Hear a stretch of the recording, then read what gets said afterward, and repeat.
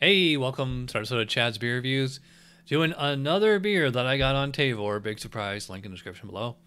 This is from a brewery I never heard of until just now. It's called 𝗏𝗏𝗏𝗏, and the beer is called Rare Earth. New York Malt Foeder Pilsner, 4.8 ABV. Does not really say anything about it on the can. It looks like a McKellar label there. Yeah, alright, so let's get the beer into the glass. And you can see it pours to, pretty standard lager. Kind of a banana yellow color. Definitely got a haze or cloudiness to it, although I don't see sediment in it. Let's just dive right in. Alright, so this is interesting because it's a lager, and to me, it kind of smells like, I wouldn't go as far as to say like a IPA, but definitely kind of like a pale ale or something. But I'm getting, citrusy, grassy hops, so it's a little lemony. Maybe it's just like the lemon color, like incepted lemon in my head. But yeah, to me it smells like, kind of grassy, slight citrus. Maybe a hint of like peppercorn or something, phenolic like that. And I don't mean that in a bad way. I don't get any wood on here, and I don't get any Brett. I will say I do get like kind of Pilsner malt on there, that's for sure. Almost like a German Pilsner, but with American hops. Yeah, so it's a little citrusy, Pilsner malt, clean. I don't know if I go as far as say bready. It's just that clean, grainy malt, like straight up grain. All right, so let's dive in here. Cheers.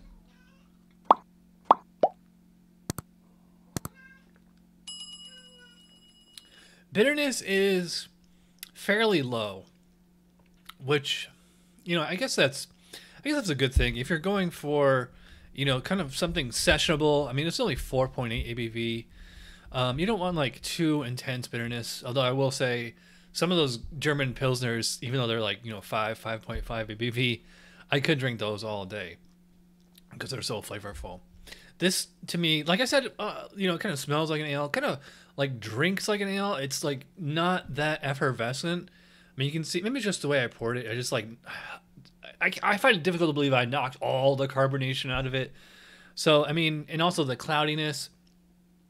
I don't know. It's just, maybe it's just incepting like, pale ale type drinking sensation in my head. I think that there is like kind of citrusy hops in here. I would definitely call it like lemon, maybe grapefruit. I'm not getting pine. I'm getting like, maybe like I said on the aroma, just like a little bit of like a peppercorn or rye kind of taste. I'm not sure if that's from the hops. It didn't say on the website what hops they use. All we know is that it's New York grown malt, which is pretty cool, I guess.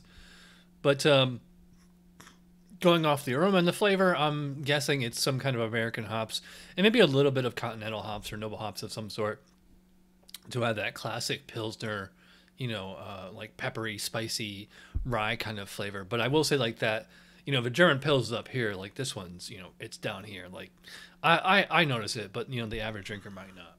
As far as the mouthfeel, I'd probably put it like medium light body, and probably moderately low carbonation. It is not, usually most lagers, and especially Pilsners, are very effervescent. And, like you're burping after every swig. But I am sucking this one right down. I will say that it is refreshing. That's for sure. I would call it crushable, too. I mean, you just suck this right down. And this would definitely be better in the summer than in the winter. Also, it's a good combination of that base malt and whatever mystery hops that they're using. Like I said, little citrus, little pepper, and it's matching that base malt pretty well. I didn't get, they mentioned toasted marshmallow. I don't get that at all. Honey, yeah, maybe a little. To me, it's just more, I'm just getting Pilsner malt and, and the hops. It's pretty tasty. It's kind of difficult to score to a specific style.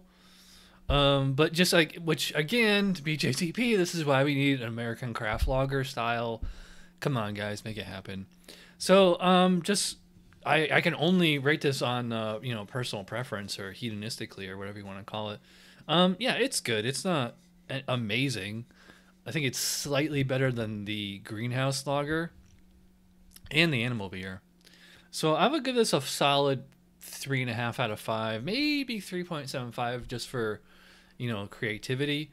Oh, by the way, this is Foeder aged, and I don't get like any Foeder or wood quality on this at all. Maybe you could just say like there's like a general earthy character to it, but to me it doesn't strike me as being woody or and there's certainly no Brett, which is fine if they're not going for a Brett. I mean, I love Brett, and if it was a Brett beer, it would probably be like triple the price. I cannot remember what I paid for this, but I got 2 cans of it, so it must have been a pretty good deal. By the way, if you want to sign up for Tavour, link in the description below, use my code, you're going to get $10 off your first purchase, and let them know that I sent you. You live in a beer desert like I do, it's one of the best ways to get beer. Or if you're just a ticker, or just you got to have stuff you can't get locally, Tavour is a great way to do that. All right, so if you watch all the way in, you're awesome. Thanks for watching, and I will see you guys real soon. All right, cheers.